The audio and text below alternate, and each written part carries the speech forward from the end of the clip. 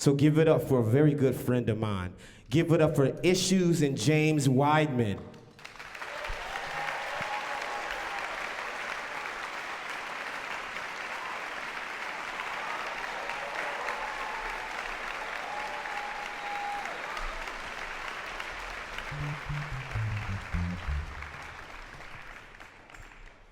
Wow, it's actually here. How y'all feeling out there? Good. Man, this performance is really special for me. I'm gonna speak for a second while everybody's set up. But this performance is very special. Very special. Very spiritual. Very emotional. 3 years ago, in my mind, I was done. Everything that I've done, I can hang my hat on. First American hip hop artist to perform in the country of Zimbabwe, et cetera, et cetera, et cetera. You know, I was done. My life was taking a different path, and I told my brother Life, shout out to Life, long time ago. You know, I was like, I'm done, and he's like, you're not gonna come back? And I was like, I mean, if God want me back, then, you know what I'm saying, that's the only way. But for me, like, my choice is to move into other things and do other things. And now here we are. And the fact that I'm here at UGA and we're doing this, and first of all, I want to dedicate this performance to a couple people. I want to dedicate it to my parents, right? And when I say my parents, my mother, my father who raised me, and my biological father who I reconnected with later on in life, right?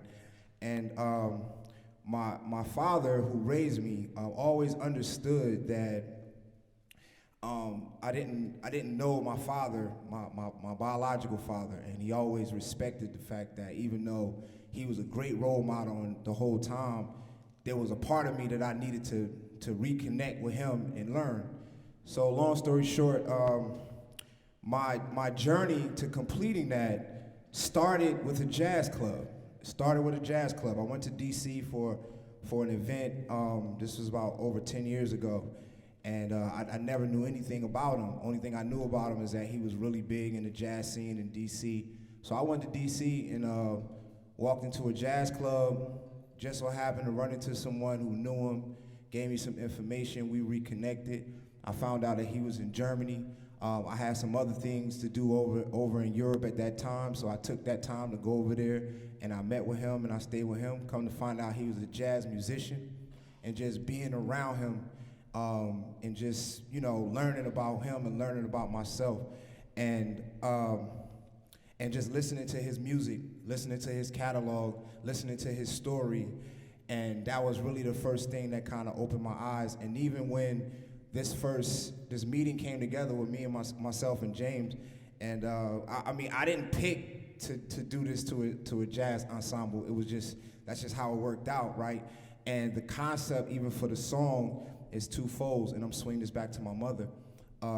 One, it's a concept that my biological father showed me in a play that he wrote, was just about telling the story of rap music before it was actually called rap music.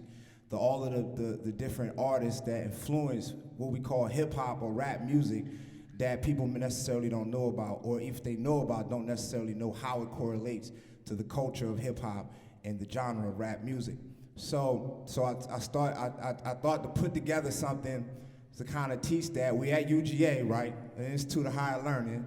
You know what I'm saying? So we might as well get y'all with some edutainment. You know what I'm saying?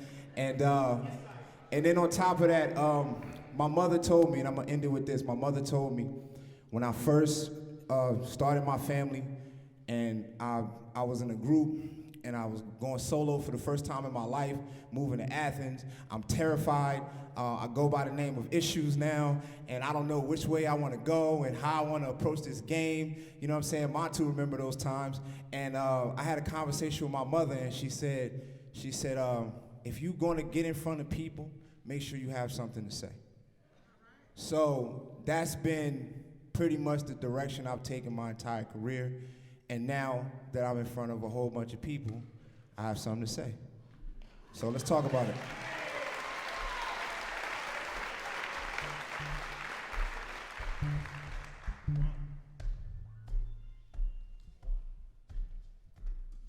Yeah. Yo, this is hip hop. Yeah. This is jazz. Yeah. This is rap before rap. They wasn't calling it that. Listen.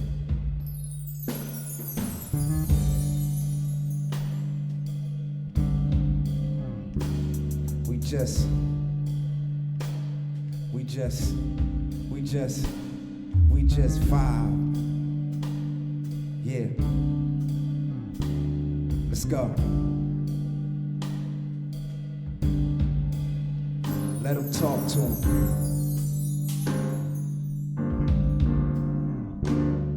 Yeah.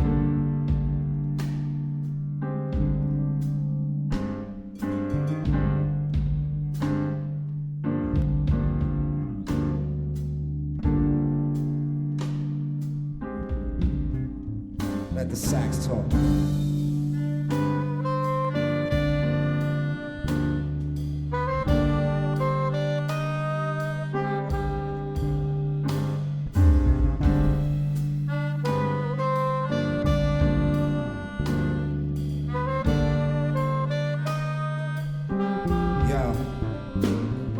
Hip-hop, a global phenomenon, you can see that. But I'ma take this time and this space for us to reach back to what influenced hip-hop before Cool Herc. A snapshot of rap music way before its birth. Yeah, you know about rappers today, but do you know what sparked them? In the 50s and 60s, Dewey Pigme Markham was an entertainer that predates rap, but is influential to where we now are currently at. Storyteller like Slick Rick, Biggie Smalls, and Nas. Hearing that he influenced them might be a surprise. Had a song called Here Come the Judge. It had more than a buzz, a hit record for its time. That's what it was. Long before Melly Mel said he was close to the edge, telling stories for entertainment was the way he was fed. This is rap before rap. They wasn't calling it that. Several artists influenced the genre, all of them black. So they barely made ends meet, and some died broke to cope. Some did smacking, others tried cope. Turbulent times gave birth to some turbulent rhymes. Don't hear the truth in others' music, you gon' learn it in mine. Yo, when I say pygmy, y'all say Markham. Pygmy, pygmy.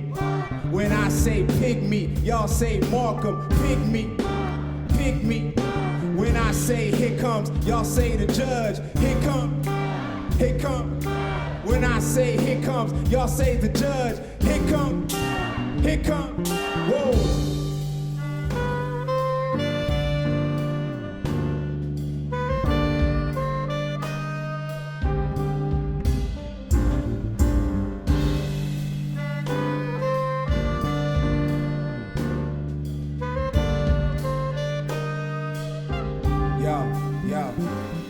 Hip-hop, a global phenomenon, you can see that. But I'ma take this time and this space for us to reach back to what influenced hip-hop before Cool Herc. A snapshot of rap music way before its birth. Yeah, you might have heard about Dougie Fresh back in the day. Or you might be fans of Drake and how we sound today. But take it back before rapping, I have to say one of the best that stays performing, Cab Calloway. Take it back to 1931 to learn a lesson. He was the first black artist to sell 1 million records back in the swing era. He had a popular group, but let me tell you something about Minnie the Moocher. A hit record that was way beyond his time. Used to sell out the Cotton Club in and out of his prime. Harlem was the place where all the legends was born, but none of them could go on after Calloway performed. After killing the stage, yo, to sound like it's norm. After killing the stage, the crowd would sound like a storm. Innovated call and response, so for us as MCs, he is a godfather. So y'all repeat after me, say hidey, hidey, hidey, high. Hidey, hidey, hidey, ho. Heedy, heedy, heedy, heat. Ooh-wee. Hidey, hidey, hidey, high. Hody, hody, hody, ho. Heedy, heedy, heedy, heat. Ooh-wee.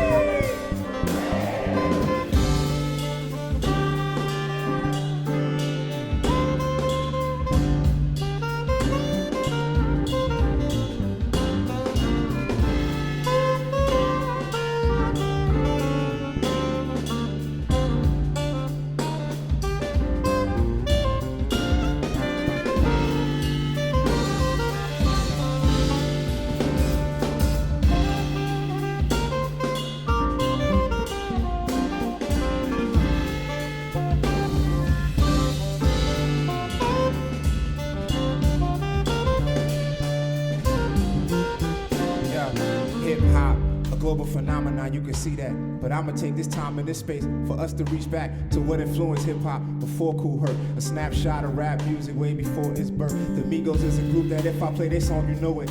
Hip-hop Clan is a group that if I play, I know it. Take it back to before rap, it was a group that was the coldest. In the early 60s, it was called The Last Poets, early predecessors. The group like Public Enemy, social, political, and really anti-industry. So like Black Lord and KRS knew these guys to find out that they were influenced by it. Ain't no surprise, they had no media but had a meteoric rise. Targeted by the government for speaking their mind. Did a song with Kanye West and called The Corner. Personally influenced me as a hip-hop performer to speak the truth and protest to the lies that were told. International icons known all over the globe. Dim and Gil, Sky Heron spoke light to the dark long before they was throwing parties in the Bronx at the park. Yo, when I say win the revolution, y'all say come. Win the revolution, win the revolution. When I say win the revolution, y'all say come. Win the revolution, win the revolution. When I say the last, y'all say poets. The last, the last. When I say the last, y'all say poets. The last, the last. Whoa. Yeah, yeah, yeah, yeah. Yeah, yeah, yeah, yeah. Yeah, yeah, yeah, yeah. Yeah, yeah, yeah, yeah.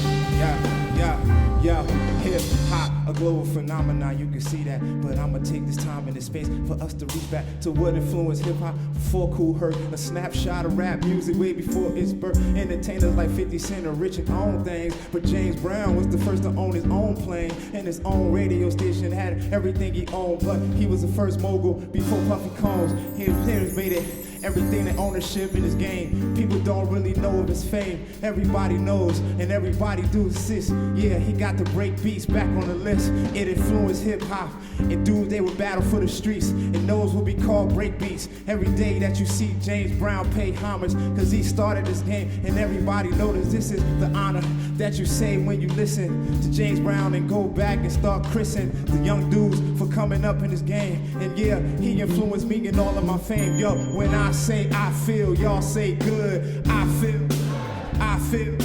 When I say I feel, y'all say good. I feel, I feel. When I say James, y'all say Brown. James, James. When I say James, y'all say Brown. James, James.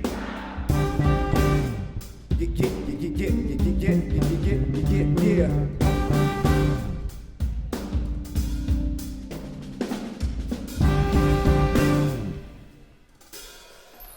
Let's give it to him, go.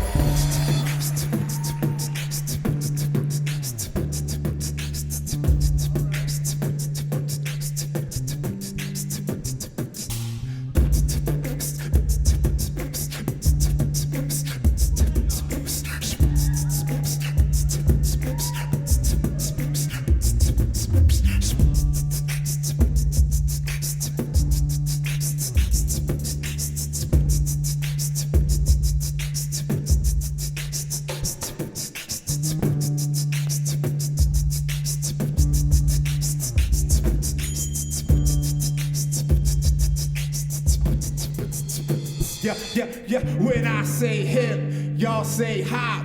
Hip, hip. When I say don't, y'all say stop. Don't. When I say hip, y'all scream out hop. Hip, hip. When I say don't, y'all scream out stop. Don't.